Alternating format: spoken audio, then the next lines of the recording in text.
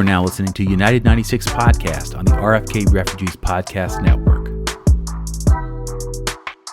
Welcome in, ladies and gentlemen, boys and girls, RFK Refugees Podcast. Sorry, United 96 on the RFK Refugees Podcast Network. Ted here, John here. I almost just reverted back. It's just what happens, John. It is. It's just what happens. You get in the zone. I get my place, and I just wanna talk soccer. And I've been doing RFK Refugees for so long. But we are on the RFK Refugees Podcast Network. See, it never goes away.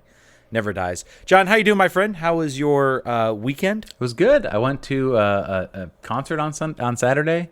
So if I don't get COVID now, I'm never going to get it. I think this was the test. And if I make it through this, then I am some sort of medical marvel. And then Sunday was Mother's Day. So we did Mother's Day stuff. How was your weekend? Well, Saturday was cold. Really cold. Did gross. you go to the DC game, or did you? I did not. Oh, wow. So you well, I mean, you missed a win, but I did. I missed it. I was dry and warm, so. You were dry and warm in your house. I was not dry and warm. I went to the third edition of the Henny Derby between Richmond and Forward Madison. Forward Madison losing 1-0, which was disappointing in several ways. But we got an Open Cup game this Wednesday, getting real pumped for that. But not a good way to start this crazy 3-game week the Kickers are about to go through. And then Sunday was Mother's Day. I went and saw my mom. Had lunch. It was lovely. It was nice. Good to see them. Good to see family as well. My sister was there. But yeah, all in all, a pretty good weekend and a DC United win. Which is the most important. Which is not the most important. At least most relevant to our listeners, more than our Mother's Day plans, perhaps. But before we get started, I want to congratulate. I guess a couple things. Congratulate Jason Anderson on his new role with, I think, USA Today. Yes. And congratulate. Well, that means that he and the rest of the filibuster crew are wrapping it up. So I think they had 1,000 episodes, something insane. They did 10 years of five, whatever it was. I think I said on Twitter, I don't think it will be matched because I think that the Twitch chat will make me insane by the time we get to that many episodes. So I don't think they set a Lou Gehrig streak that will never be met. Or I guess Cal Ripken streak that will never be beat. So congrats to them and good luck to Jason and his new gig. We are I think, as a DC United, particularly with Black and Red United losing Jason from the beat, we are worse off from a news and analysis perspective. So good luck to him wherever he goes. Or good luck I really to him hope. Yeah, well, I mean, we're gaining him. I guess he is going to be. I don't know if is he going to be covering the beat. I think he's going to be covering the beat for the. I think he's a national writer now. He's a national writer. Oh wow. Okay. So I don't know. Hopefully we still see him covering some DC games. But good for him. He's been a stalwart in DC United reporting. So congratulations to him. And then also, Mina, I believe he is ending Plex weather. So Kindred Spirits is your only option for a Washington Spirit podcast. So if you're a fan and want to listen to podcasts about the Spirit, you come right back to us because there ain't nobody else no more. Yep. We have cornered the market on Washington Spirit coverage. So, John, let's get into it. Let's talk about DC United.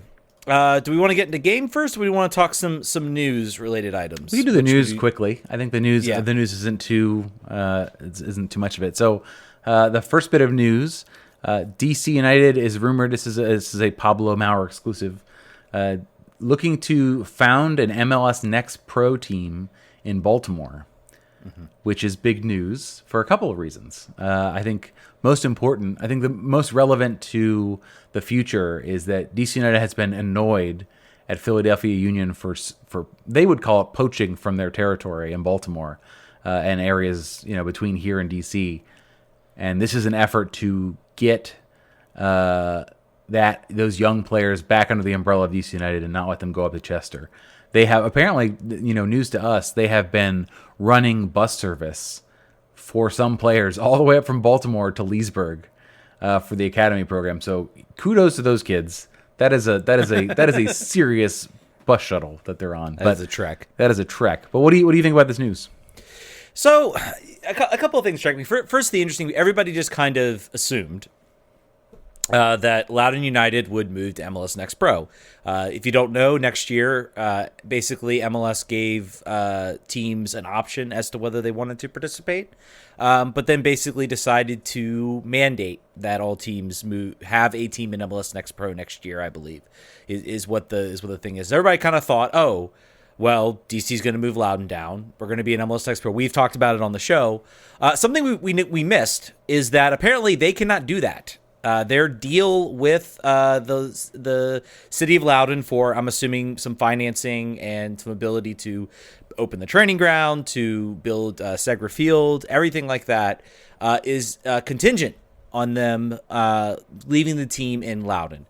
Leaving the team Second in Division 2. Yep. Second Division. And in US, I think it even stipulates USL. Maybe it's a little bit vague, but it definitely says Second Division. So I think that leaves the team with, two options. They can figure out a way to renegotiate that deal. It doesn't sound like they want to go down that route, or they can look to, open a team. And I think it is a good thing on the surface. And I'll get into a little bit, I guess, the obvious concerns with what we've seen from this team, over the past few years. It is a good thing that I think they're looking to branch out. They're not just going to say, oh, we're just going to create the DC United U23 team, throw them in MLS Next Pro, have them play at Audi Field. Who cares? Or even just say, hey, we're going to have them play at Loudoun. This is going to be like our Loudoun 2 or something like that, Loudoun United 2. They're saying, no, let's go out. Let's branch out to a new market. Let's find a area where maybe we can also gain some talent, which I think is a very good thing. So all those on the surface sound good. Like everything DC United has done for the past 4 years or so ago, brand new stadium in downtown DC, great on the surface. Training facility, great on the surface. Training fields, great on the surface. Founding a USL2 team, great on the surface. The problem with this team has always been execution. And what I like to call this has been a team of half measures, of doing just enough to look good that you can talk about it when you're asked by an intrepid reporter or a beat reporter about certain things and what you're doing to invest. Oh, look, we have this thing. So what I hope this isn't is I hope this is not another half measure where they're just kind of throwing on some uniforms, paying the bare minimum that they can, and putting a team out there and watching them get slaughtered every week 5-0, and there's no interest in the Baltimore area surrounding the team. I hope they do not call them. I really kind of hope they don't call them Baltimore United. I hope they come up with something else. I believe also some people have talked about the fact that USL is apparently interested in putting a team there. It really is kind of shocking there is not at least a lower division team in Baltimore. There has been multiple times it's failed over and over again. Yes, yeah, it's literally fallen apart. I would say, oh, they're about ready to do it, and they've basically been. It never happens. So we'll see. It's certainly interesting. John, do you have any sort of additional thoughts to this, or anything I think maybe I'm not thinking about? They're going to spend more money and time on the Baltimore team than they are the Loudoun team, because the Loudoun team will mean much less to them in the scheme of things, particularly so the value for them with Loudoun now currently. There are a couple top-tier players that they were able to pull up.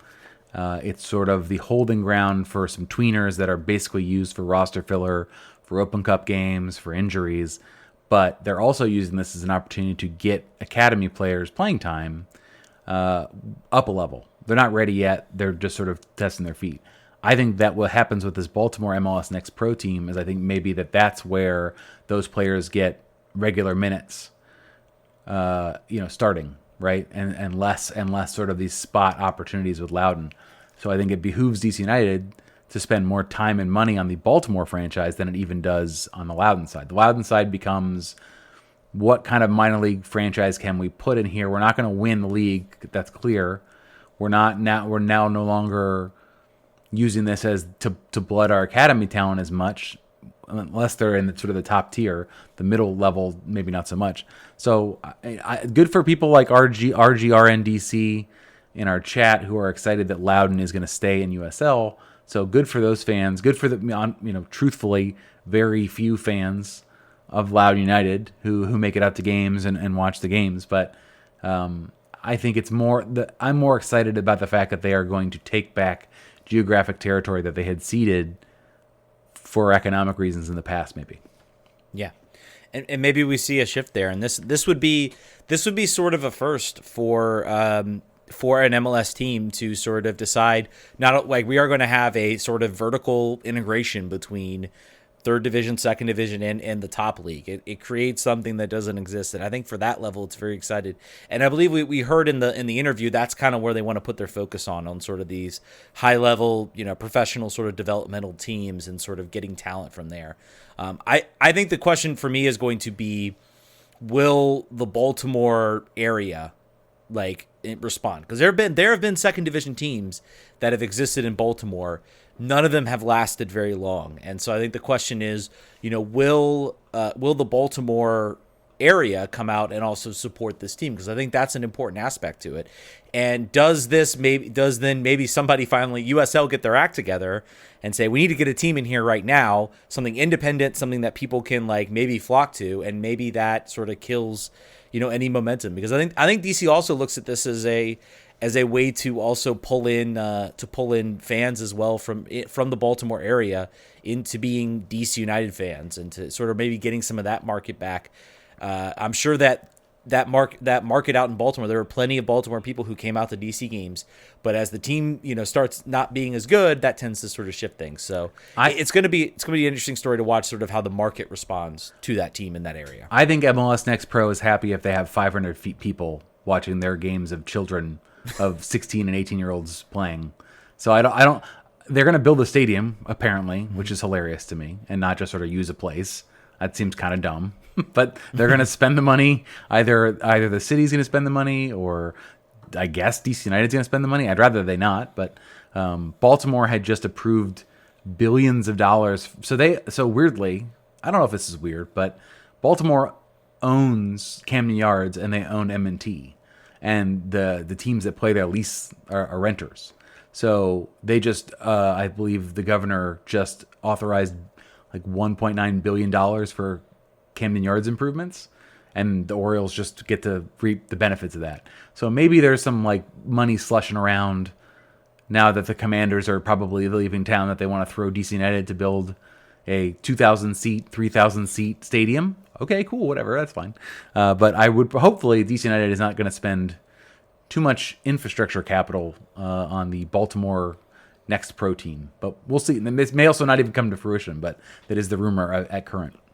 I mean, at the same time, it's not our money. I mean, if they spend that and they go full into that, I'd much prefer they do that than kind of any sort of some of the half measures we've seen, personally. No, I'm just saying that if they do that, so if 2,500 people go up to see those games because they built a stadium, I don't think that benefits DC United in the long term financially or from a player's perspective. If nobody sees it and they still recruit the players, that's a win. But if it's like a commercial, quasi-commercial success, I don't know. I mean, Loudoun's not making them any money. Loudoun's costing them money, if anything, right now. So anyway, to be determined there. I think as far as rumors go, it's the least sexy of the rumors. The most sexy of the rumors is one we talked about last week and the week before, and maybe even the week before. Who knows? But Gareth Bale and DC United officials are still talking. To be determined if there's a deal there. It will be very expensive. There have been numerous leaks from the front office now. Leaks and also intentional communications that a third DP is coming this summer. That is the plan. That would be him. It would be very challenging to buy him down on TAM because he will be making the most money any DC United player has ever made. So what I don't know if we need to get too much into it because I don't know where we're at. But the quote of note, funny little wordplay there that I want to get your reaction to is that Steve Goff, I don't know if I want to call it speculated, but said that he doesn't think this move is a Lucy Rushton, Dave Casper move, if it's anything. What are your reactions to that sort of commentary? I think it makes sense. I think the way I view it is you look at why Lucy Rushton was brought in. It was to fix an issue with DC United in scouting, in player analysis, in trying to determine who can actually fit into this team and fit into the system. Because for a large time it was Dave Casper and Ben Olsen, maybe some of the coaching staff, maybe Kurt Morsink as a scout, might have been it. And they really had such a limited idea. So I think Lucy Rushton was brought in to fix that, was brought in to bring in a player like Taxi Funtas, to get a guy that maybe is a little bit undervalued, that you maybe still have to spend a lot of money to bring in, but can be an effective piece in the system. And so far, that's really working. And that is so far. I mean, early days. We're 3 games into this, 2 great games and 1 mediocre game, but the whole team was bad. But that's looking pretty good. That's looking like that's the most promising we've had from a designated player in quite a bit. But from the Gareth Bale perspective, it would not surprise me if that basically, like, Gareth Bale's there. I'm pretty sure you don't need either Lucy Rushton or Dave Casper to do any sort of analysis on Gareth. Maybe they do a little bit. Maybe they kind of say, okay, well, how do we think he fits in if we bring him in? Maybe there's some discussion there. But I'm pretty sure they're like, well, we're not sure this is going to happen. It's really honestly Gareth Bale's decision. He could decide he doesn't want to do this, and that's it. And you don't want to just put all your chips in signing Gareth Bale. You want to also look at who else you can bring in, who else you can sign, with the idea that you also have a highly underperforming current designated player in Edison Flores. So even if you do bring in Gareth Bale, and you have your 3 designated players this year, next year you might have another open spot where some of that scouting might come into play into bringing someone else different here. You really have 2. You have 2 and a guy that wears the shirt that's a DP, basically, this year, if you bring him in. Yeah, basically. So I think that's sort of the what maybe Goff's sort of alluding to there, is like, you're not seeing like maybe Dave Casper still is a part of the negotiation, but it's not an issue where they're just like, where they say, oh, yes, we need to go out and get Bale. I'm sure the ownership, I'm sure somebody came to them and said, look, Gareth Bale is at least somewhat interested. And they're like, okay, I mean, if we sign him, great. Like, he is a fantastically skilled player. And if we can get him motivated, regardless of maybe how we think he fits in, let's get him in. Like, obviously you want that type of, world-class player. And Gareth Bale, despite some of his motivational issues, is a world-class player. I don't think there's any question about it. But I think you also want, Lucy Rushton also doing what she's doing, finding the next. Her goal right now is to find the next Taxi Funtas. Her goal is to find another player that can come in and be an effective designated player. And I think that's what she's probably focusing on. And also maybe what Dave Casper is also probably focusing on. So, speaking of Taxi, let's talk about the game. It is wild that a victory by DC United is somehow not exciting enough for us to lead the show with, but it is in fact the case. Let's talk about it. It is actually, it's actually a little bit refreshing, isn't it? It is actually a little bit refreshing to have a game where, and I kind of went back and watched this, and I feel like some people were projecting. Everybody was like, oh, they look kind of stagnant. They don't look threatening. Their XG was 0.8. I think very much Taxi is the difference, and I think he proves how much you get an effective designated player. You can sort of elevate your team and sort of elevate this game.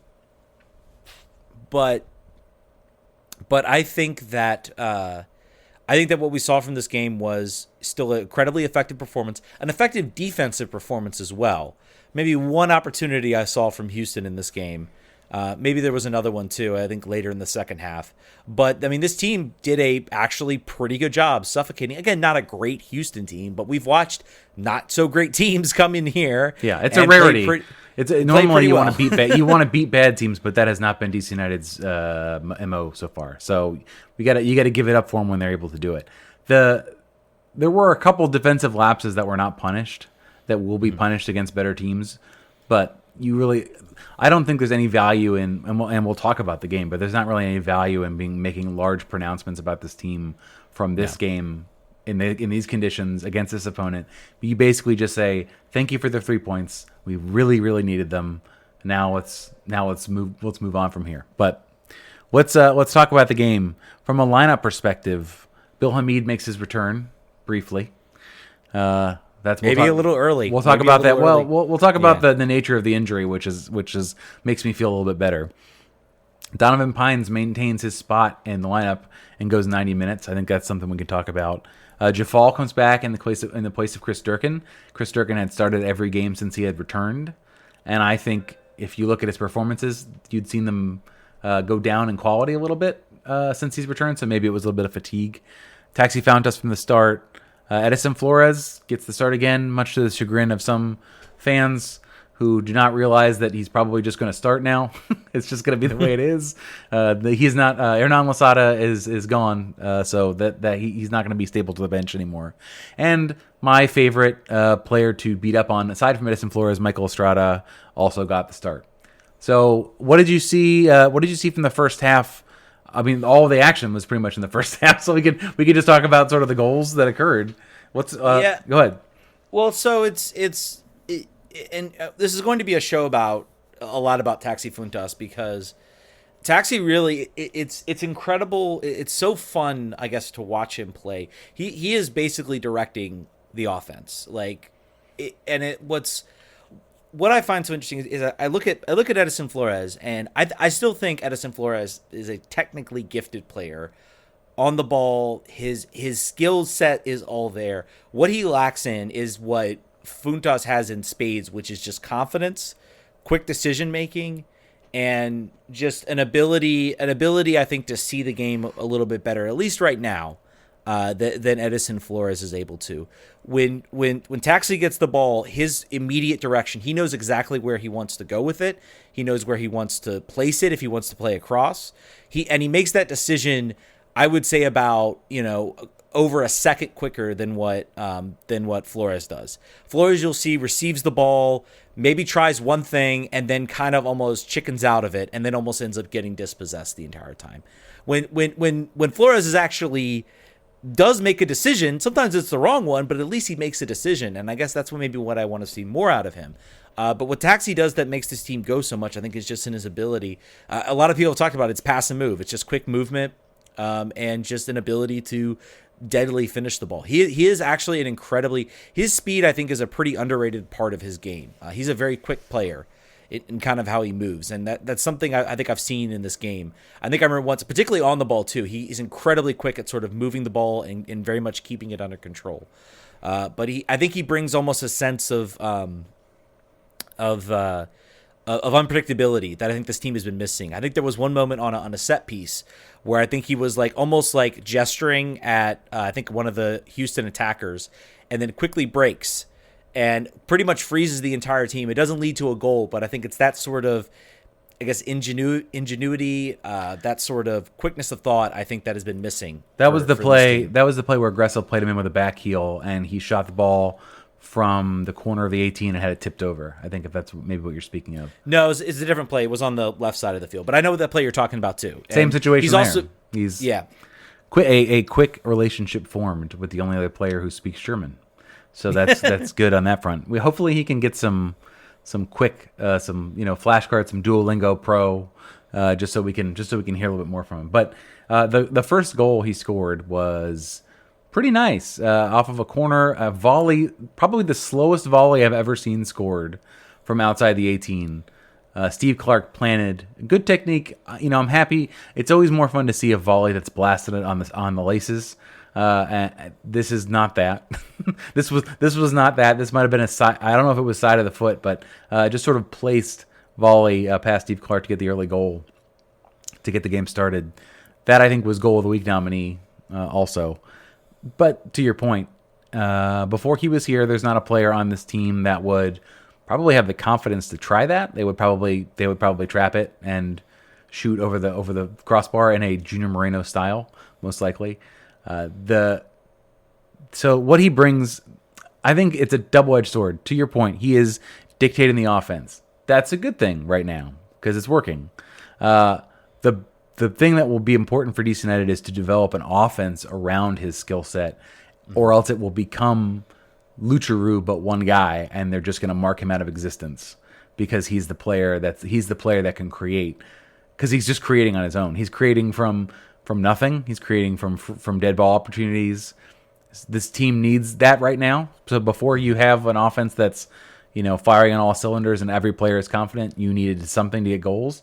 And he is it for right now. But I'm hoping that in the subsequent weeks they can figure out a way to get other players started around him.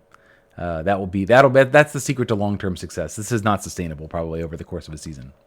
Probably not. And I think this team, if this team could kind of maybe ride at least a little bit of that, heading into the into the summer, and then maybe you bring in another big time player that can maybe also slot in and sort of, give another option that you have to account for. I think you're right. I think a better team might be able to sort of mark him out of the game. I was a little, my hope is maybe that you're going to see some other guys maybe start to elevate their game. I will say, while Flores has not been super fantastic, awesome, I will say compared, and maybe this is just comparatively, maybe it's some rose-colored glasses with how the game went. I am seeing at least a couple moments that he has that are improvements over what we've seen, where it was basically nothing.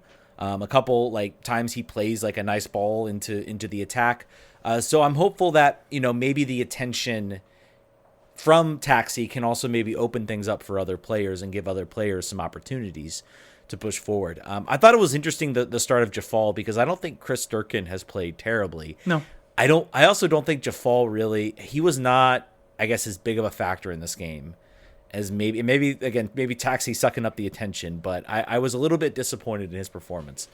He had, I think, one kind of nice ball over the top, so he still shows he has an impact. But I think this wasn't a performance I'll look back on and saying that he has wrestled the position away from Chris Durkin. Would you agree, or was there something else I was missing? No, I mean, I think Durkin has, to my eyes, has gotten worse each game. His first game he started, he was most dominant, and I think his performance has gone along with the team. So I don't think there was a considerable drop off from Durkin to Jafal in this game, and it's good to have options and rotate.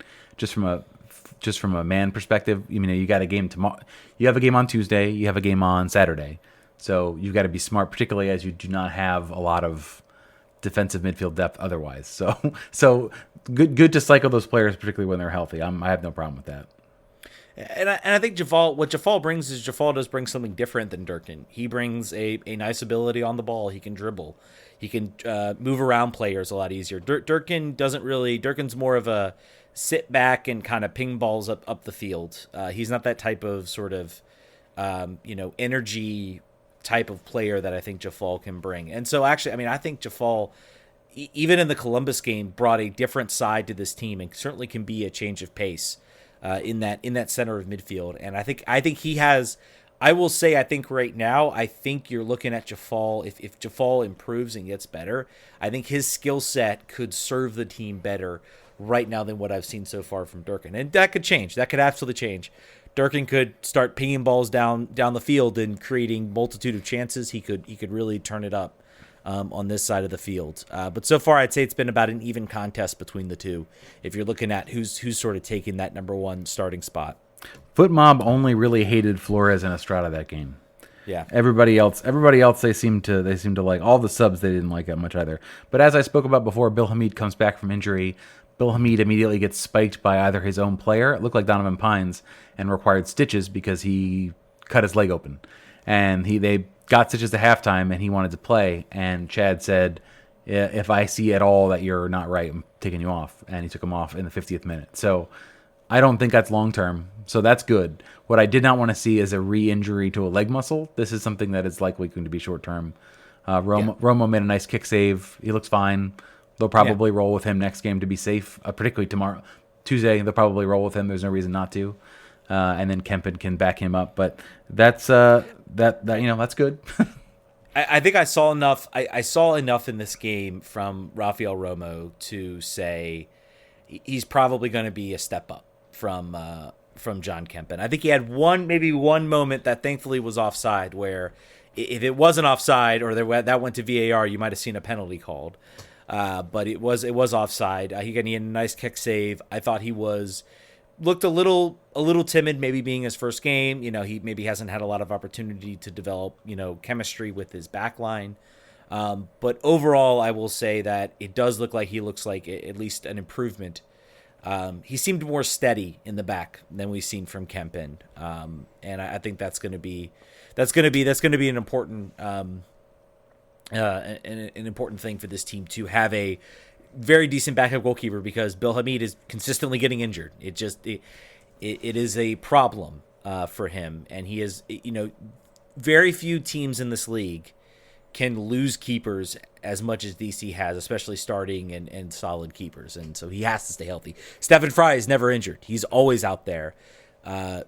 Steve Clark, never injured, always out there. All these teams have keepers that they can rely on at the very least to play week in and week out. And Bill hasn't been that. So I'm hopeful, again, like you said, cut on the leg. Hopefully this heals up really quickly. He's back out there next Saturday. Probably going to rest him in the Open Cup game against New York. Yeah, I'm trying. Are there any other big takeaways from that game? It was not a super exciting game. I having watched it after the fact.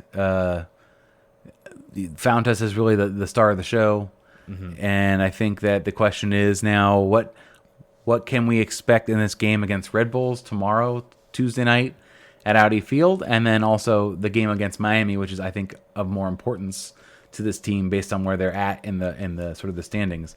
Let's talk about the Red Bulls game first. So Red Bulls are their last 4 games. They've drawn against Portland, beat Chicago, beat Orlando 3-0, won 2-1 over Hartford in the Open Cup, and drew against Dallas on the 16th of April. So they are sort of generally getting points where there's opportunities to.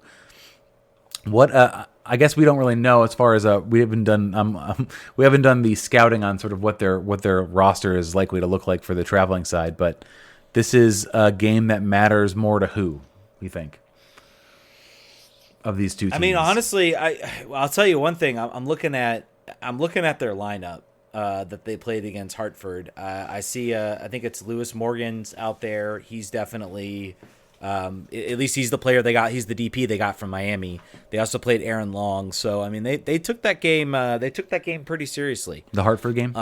Yeah, the Hartford game, and they do have a player. It looks like Christian Caceres picked up a red card in the 90th minute, so he will not be available for that game. But I think.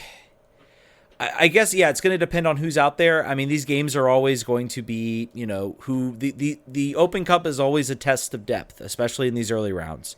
How good is your depth, and how good can you get it together and keep it together to get victories? I'll be curious to see how Ashton plays this.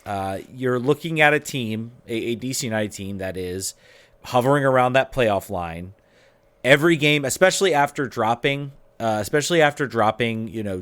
home games, you need to figure out a way to pick up at least a couple road points, a couple road wins. Miami, while not a weak team like they were last season, they've certainly gotten a lot better. I think it's going to depend on whether Gonzalo Higuain plays. I think is going to decide that game for DC, because when he's out there, Miami's a very different team and a much worse team, believe it or not. When he's out there, I can believe it. Yeah, yeah. He's just smoking too many cigarettes on the field. It's just how it is. Not everybody can be Branko Boskovic and manage to keep the habit and play well. It's a challenge. Did he smoke? Did he actually smoke? Yeah, like on the training field, he would smoke in a parking lot. This is why he rules. Ben Olsen's like the only coach that in like right today that would have allowed that. Like, yeah, fine, whatever. I don't care. You're not going to run for 90 minutes. Who cares? Red Bulls are. So far, not that it matters for Open Cup, they're 6-0-0 on the road, and they've only conceded 3 goals all season on the road, so just the lowest in MLS. So keep that in mind. This is also, as you talked about how Chad is going to play this.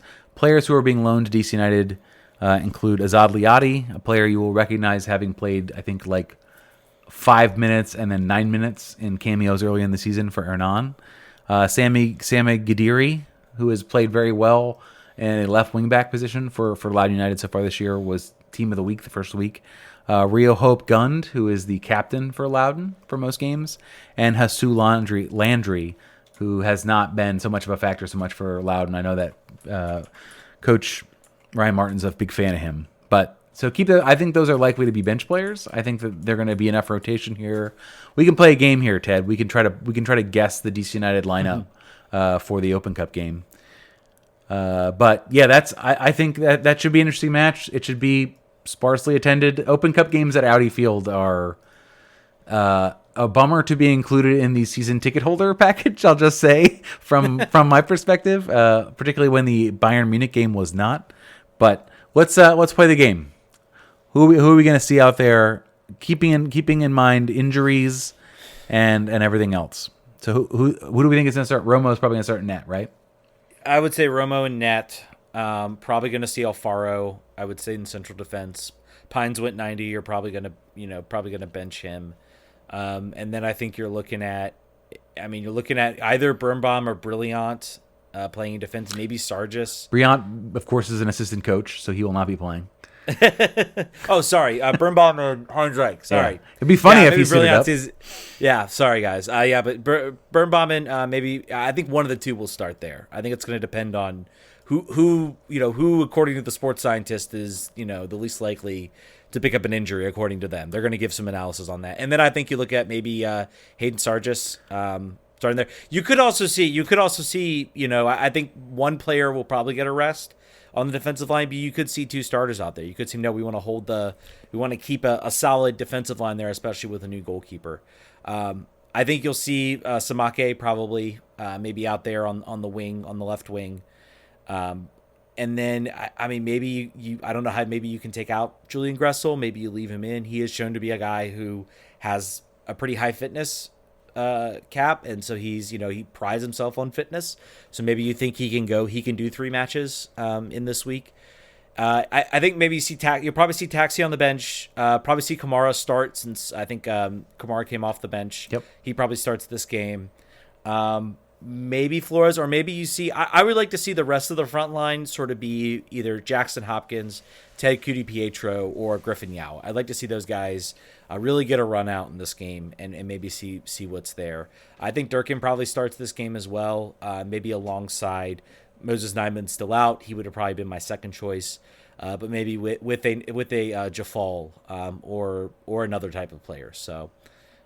That's sort of my thoughts on the lineup. I don't know if I'll give an actual prediction. Do you have anything you want to disagree with there? Yeah, I would say Alfaro, Birnbaum, and Sargis are the back 3.